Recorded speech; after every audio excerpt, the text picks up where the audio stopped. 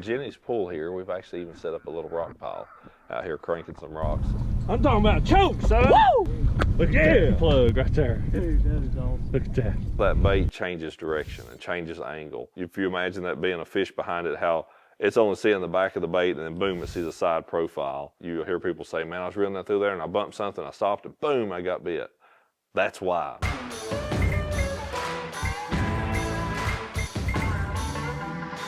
Hey everybody, welcome back to the garage and welcome back to the channel, and going through another underwater series of the hard bait stuff, kind of breaking down some different crankbaits and this one, and just looking at the action of those underwater, application, all those kind of things. And Jenny's pool here, we've actually even set up a little rock pile out here cranking some rocks right here by this drop off. So don't let Jenny know that we did this in her pool. Maybe I won't get evicted. But this particular video is going to be on the DT series, and really just going from DT4 through a 10. Might even throw in another bait or two kind of in this mix. But yeah, really the 4 through the 10, because here's the deal. It's winter time when we're filming this. We've got the pool pulled down a couple feet, to have it ready for winter so the lines and stuff don't freeze. So we're only fishing a rock pile that's about this deep to start with. So a DT16 you're not going to get anything that looks real out of it at all. Even the 8 and the 10, we're trying to do our best to make this look as natural as it would possibly be. So that's what we're dealing with, just so you know a little bit of the background. But yeah, so 4, 6, 8, and a 10. Like I said, might even throw something else in there to kind of go with. But let's start off on the shallow end of that little DT4. Just looking at this bait, so it's a round billed bait. It is at a decent little angle. It's angled down pretty good in the bait. The line tie is out in the bill. It's not in the bait. And all that, what that all equates to is a pretty tight wiggling shallow running bait. Most shallow running crankbaits you think of are going to have a fairly wide wobble, especially something that's kind of a pudgy little body like that little DT4 is. It's not a real small, thin profiled bait, but with that lip turned down like it is, you think, man, that's going to be a thumper. Because the line tie is out in the bill, that really helps take some of that vibration out of it. If you had the line tie up in the nose, this thing would have a lot more roll to it than what it does. But honestly, a pretty tight wiggling bait. And then you look at that bill, and most people say, well, it's a round bill. It's not going to do extremely well around cover. This is actually a pretty weedless little dude. We're just fishing some rock here, is what we've got, just kind of showing you how it deflects off of it and that kind of stuff. But this is a pretty weedless little crankbait. I've caught a lot of fish on this, throwing it around shallow wood cover.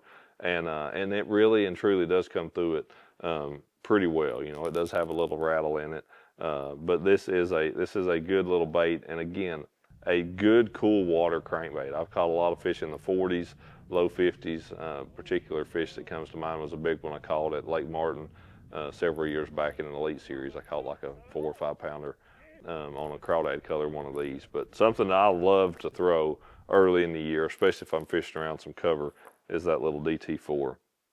Next up, honestly, probably the gold standard as far as what I would say mid-depth crankbaits are concerned, in the DT6.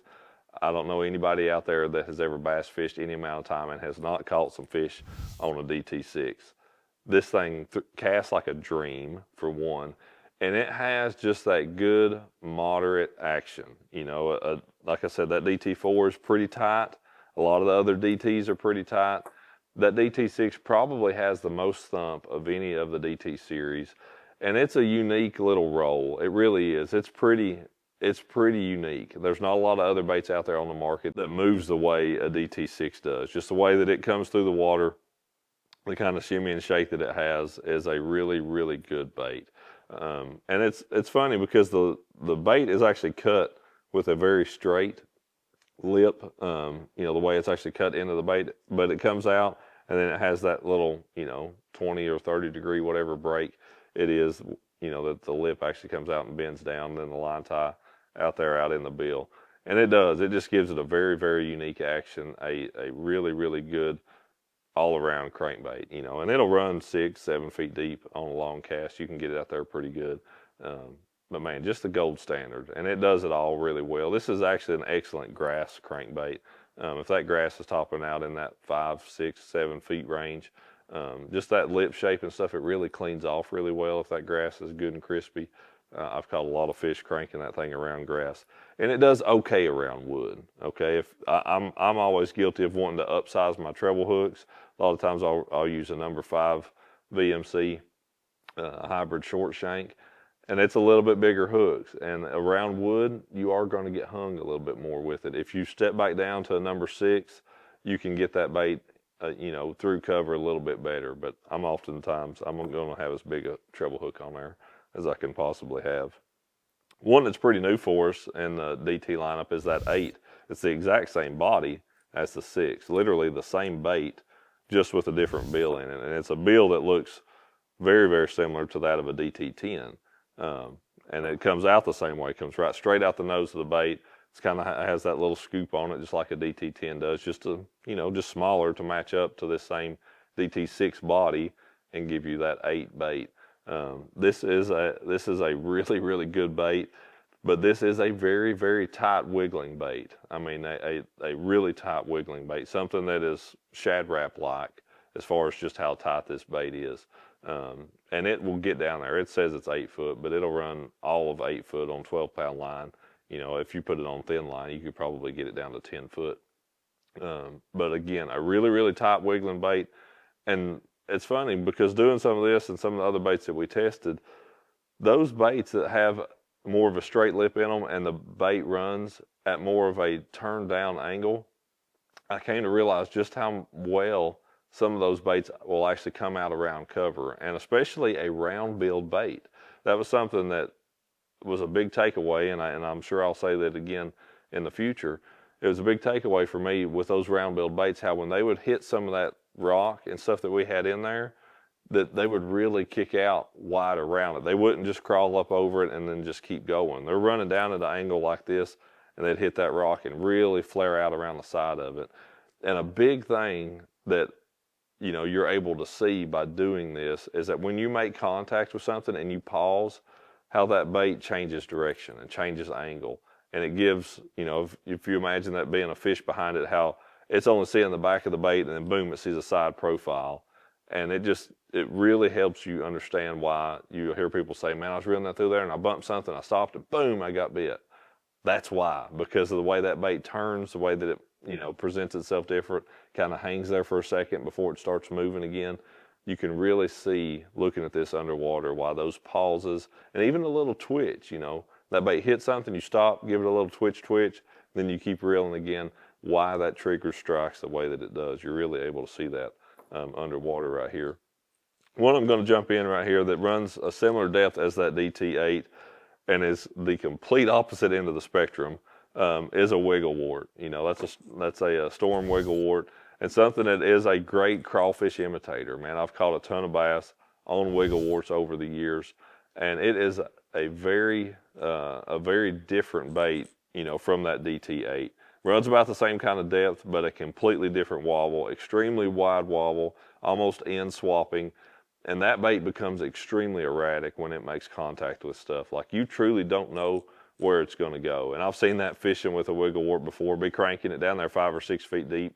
And the next thing you know, you have to stop or the bait's going to come to the surface. Like, it gets completely out of whack. You stop, it'll reset, and then you can start reeling it again. Some of that is why fish bite them so well. Like, that's what that bait is. You have to understand that about it, and it's not anything wrong with it.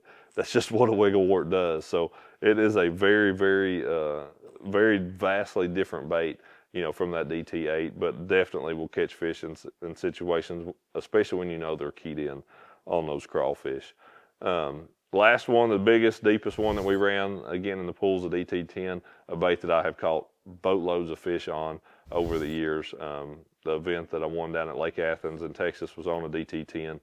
So definitely a bait that I have a ton of confidence in, and just really is a fish catcher. But it is what that DT8 truly is off of. I mean, it is just a bigger version of that, and a really, really good casting bait. there's no better casting bait that runs in that 10 to 12 foot range than a DT10. Extremely true running when you've got one that you've got tuned in and stuff.